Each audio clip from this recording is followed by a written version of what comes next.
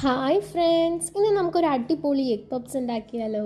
2 cup മൈദയും ആവശ്യത്തിന് ഉപ്പും 1/2 ടേബിൾ സ്പൂൺ ബേക്കിംഗ് സോഡയും ആഡ് ചെയ്ത് നന്നായി ഒന്ന് മിക്സ് ചെയ്യണം. അതിനുശേഷം അതിലേക്ക് ഒരു മുട്ടയും 1 ടേബിൾ സ്പൂൺ ഓയിലും ആഡ് ചെയ്ത് നന്നായി വീണ്ടും ഒന്ന് മിക്സ് ചെയ്യാം.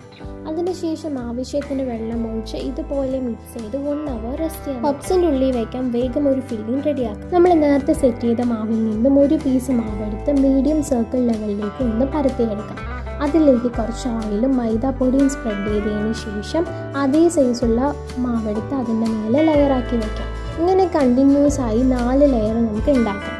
അതിനുശേഷം ഈ 4 ലെയർ മാവും നന്നായി മാക്സിമം വലുതായി നമുക്ക് പരത്തി വലിയ സർക്കിൾ നമുക്ക് 4ആയി കട്ട് ചെയ്തതിൽ നിന്നും ഒരു പാർട്ട് എടുത്ത് അതിൽ ഫില്ലിംഗ് വെച്ചതിന് ശേഷം ഇതുപോലെ ഒന്ന് മടക്കി സെറ്റ് ചെയ്ത പപ്സിൻ്റെ മേൽഭാഗത്ത് അല്പം മുട്ട സ്പ്രെഡ് ചെയ്തതിന് ശേഷം കുക്കറിലെ ചൂടെണ്ണയിലേക്ക് വെച്ചു കൊടുക്കും.